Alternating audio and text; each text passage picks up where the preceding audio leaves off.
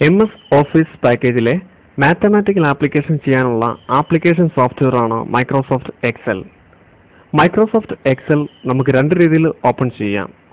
ഡെസ്ക്ടോപ്പിൽ Microsoft എക്സലിന്റെ icon create ചെയ്തിട്ടുണ്ടെങ്കിൽ അതിൽ double click ചെയ്തോ, അതല്ലെങ്കിൽ സ്റ്റാർട്ട് മെനുവിൽ ക്ലിക്ക് ചെയ്ത് പ്രോഗ്രാംസ് മാനേജർ വഴി മൈക്രോസോഫ്റ്റ് എക്സൽ ഓപ്പണിൽ ക്ലിക്ക് ചെയ്തോ നമുക്ക് എക്സൽ ഓപ്പൺ ചെയ്യാം.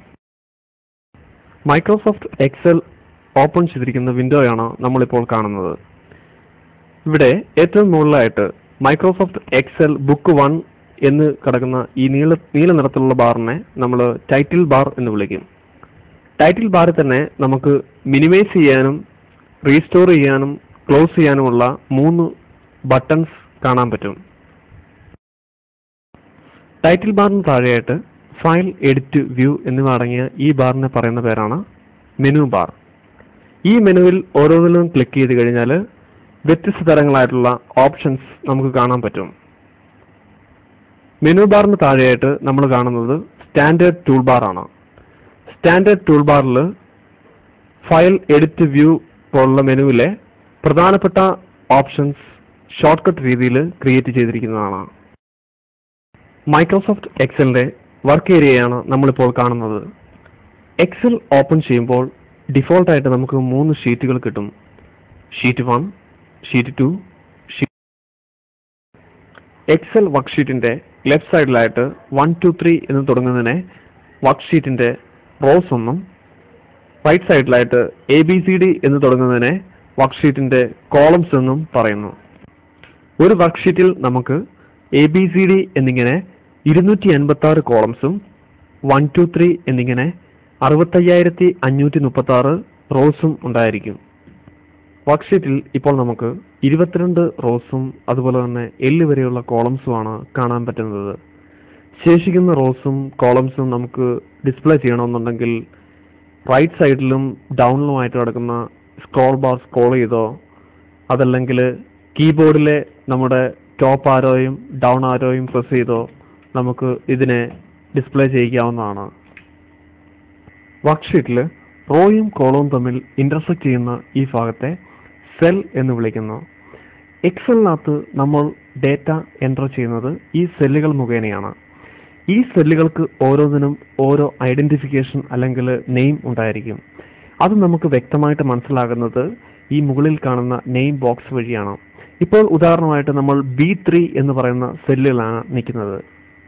നമ്മൾ എൻ്റർ ചെയ്യുന്ന ഡേറ്റയുടെ സൈസ് അനുസരിച്ച് നമുക്ക് കോളത്തിന്റെ വിഡ്ത്തും അതുപോലെ തന്നെ റോയുടെ ഹൈറ്റും അഡ്ജസ്റ്റ് ചെയ്യാം. ഇത് 2 രീതിയിൽ നമുക്ക് ചെയ്യാൻ പറ്റും. ആദ്യത്തേത് നമുക്ക് മൗസ് ഉപയോഗിച്ച് ഡ്രാഗ് ചെയ്ത് ഇതേപോലെ കോളം വിഡ്ത്ത് കൂട്ടുകയും അതുപോലെ തന്നെ റോയുടെ ഹൈറ്റും ഡ്രാഗ് ചെയ്തും കൂട്ടാൻ പറ്റും.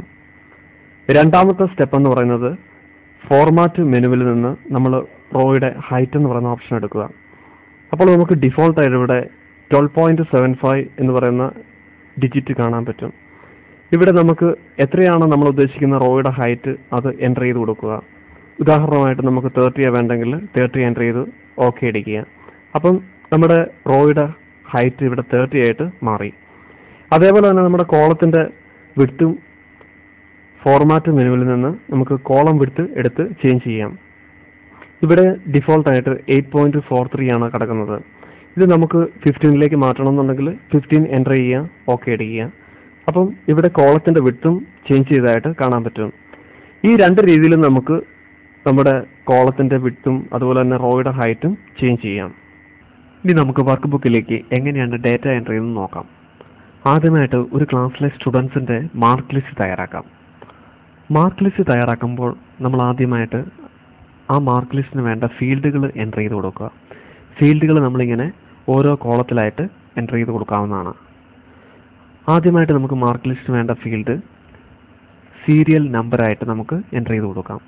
അടുത്തായിട്ട് നെയിം എന്ന് പറയുന്ന ഫീൽഡും പിന്നെ മാർക്കിനെ സൂചിപ്പിക്കാൻ വേണ്ടിയിട്ട് നമ്മൾ മാർക്ക് 1 എന്ന് കൊടുക്കുക. അടുത്തായിട്ട് മാർക്ക് 2നെ സൂചിപ്പിക്കാൻ വേണ്ടിയിട്ട് M2 എന്നും പറഞ്ഞു M3 ഇങ്ങനെ നമുക്ക് അസൈൻ ചെയ്ത് ഷോർട്ട് ഫോമിൽ കൊടുക്കാവുന്നതാണ്. അടുത്തായിട്ട് ഈ ഫീൽഡുകളിലേക്ക് നമുക്ക് വാല്യൂസ് എൻ്റർ ചെയ്ത് കൊടുക്കുക. സീരിയൽ നമ്പർ 1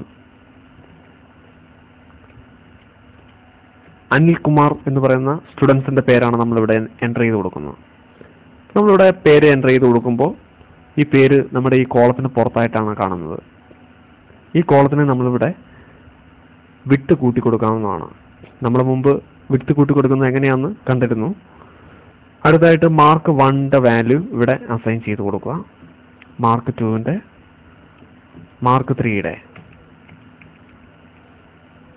അടുത്തായിട്ട് സീരിയൽ നമ്പർ 2ൽ വരുന്ന സ്റ്റുഡൻസിന്റെ പേര് എൻ്റർ ചെയ്ത് കൊടുക്കുക.